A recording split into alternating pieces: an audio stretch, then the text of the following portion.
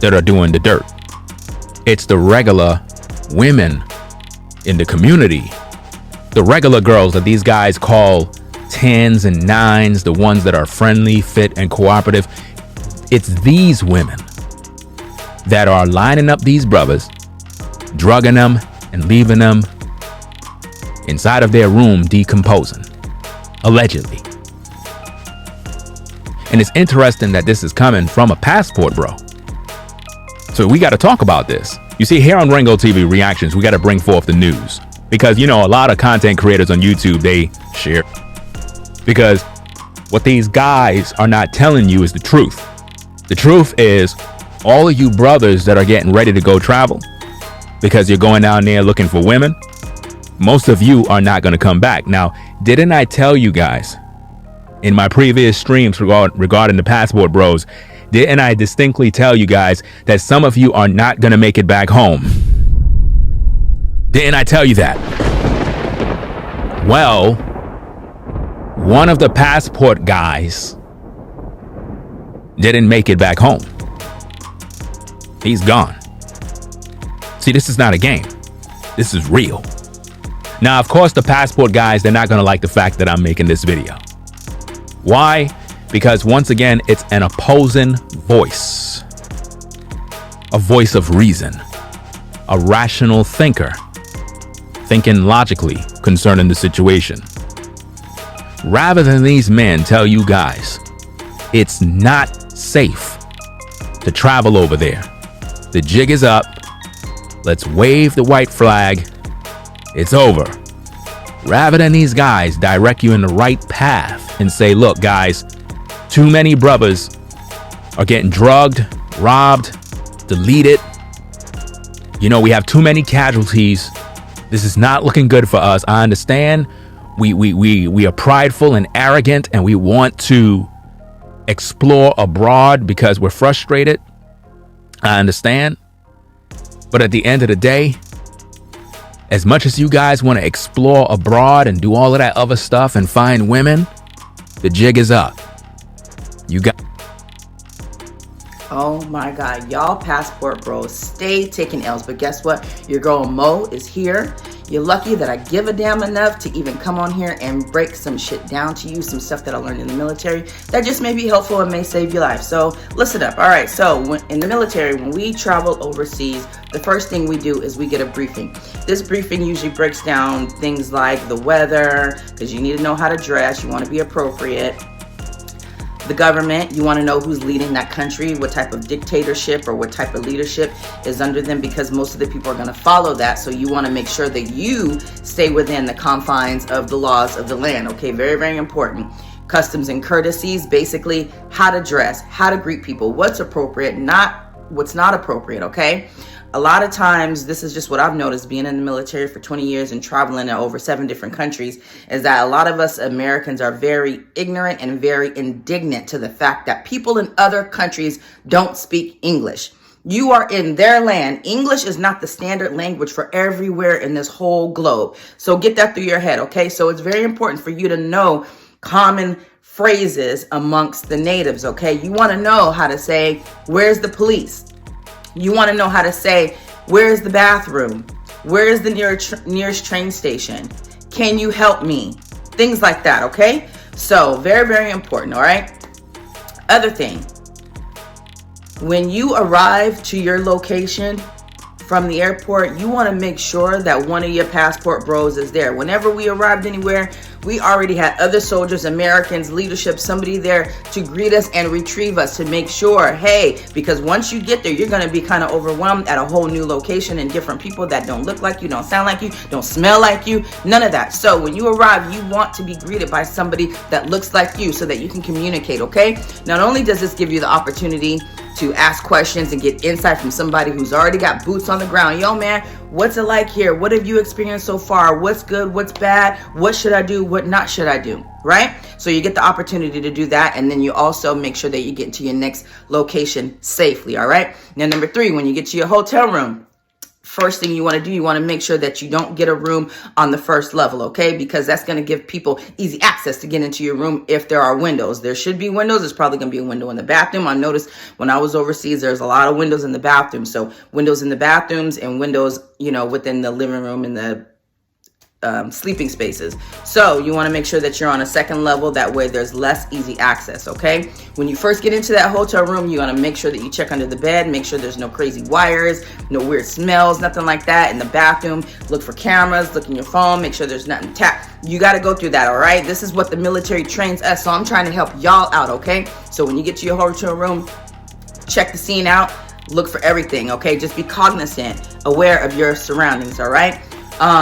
Also, when it comes to the hotel rooms, if anybody comes to your room that you weren't expecting or that you did not request, do not answer the door, period, point blank. If they say, oh, I've got a package for you, or I got food, and you didn't order food, and you know that you should not be expecting a package, tell them to leave that package at the front desk and you'll come and retrieve it later. And when you go down there, if there is a package, which most likely there will not be, open it there, all right? That way, if it explodes, then everybody at that front counter is getting blown up, just like with you, okay? So that's that on the hotel, all right? Same with cars too. If you guys are renting vehicles, same thing. Just make sure that there's no funny business going on. Look underneath the car, underneath the carriage, lift up the hood, make sure there's nothing in the trunk. Just be cognizant and aware, because when you're overseas, you never know, especially if people know that you are American, you can be targeted. It is highly likely that you will be targeted, okay? So just keep that in mind, all right? The last thing that we learned, there's a whole lot more briefings and other things that we get deeper into within the government sector and like our mission as far as while we're there. But you just being an average American, you want to make sure also that you're not posting your location in real time. You don't post anything in real time. You wait until it's done. We actually had to have signed contracts and things like that stating that we agree that we will not share any information with our family, our friends, and on social media about what we're doing, where we're doing, the time, who we're doing it with. None of that. We had to wait a certain amount of time until after that situation was done and that the area was cleared out before we can post and share certain things, all right? Also, in the military, we disable our locations on our social media devices. Our locations are disabled, and any personal identifiable things like your birth date, your favorite color, all that stuff, you disable it, okay? It's just better to be safe, all right? Now, I know a lot of people are already doing that just because of all of the cyber crimes and things like that that's going on, and that's good. But there's still a lot of people posting real-time activities on their thing, and it's just ridiculous. You can't be on the plane talking about, I'm in the air, y'all. That way, the people in the countries that you're going to already can see, oh, well, he's going to be landing in 6 hours. You know what I'm saying? So I'm going to be at the airport making sure, what I'm saying? These people are smart. That's another thing about Americans. We always underestimate people from other countries. We think we're the smartest ones. No, we're just arrogant. People are smart. Some of the smartest people I've met have been overseas, okay? These people are wise and they know what's up, and they've already clocked our game here in America. So be aware of that and just remember that, all right? Now, I do have some solutions, all right? These are just some solutions about, some of you guys that, want to go over there and partake and pay for play. First of all, whenever you traveling is a beautiful thing, all right? It is one of the most sentimental and valuable things that you could ever do in your life is to get outside of your own bubble and to see the world from a different lens, because it helps you grow. It gives you perspective on just life sometimes. You know what I'm saying? So when you're going over there, overseas, anywhere with bad intentions of, say, getting your eggplant wet rather than to learn about the culture and to appreciate it, bad things happen, period. When you have bad intentions, bad things happen. It's inevitable. It may not happen the first time, but it may happen the second or the third. You know what I'm saying? So just think, all right? So some of the solutions I have for you all, you know what I'm saying? Instead of just going over there to pay for play, you can join the military, and then you can meet women of all different nationalities organically. Just a suggestion, okay? It worked for me. I met a lot of people overseas, cool people, you know what I'm saying? You meet them through your job, you meet them through just socializing, off base or just in the surrounding area locally, you know what I'm saying? And they'll have a different level of respect for you as well, and they won't be so quick to rob you and drug you and kill you, all right?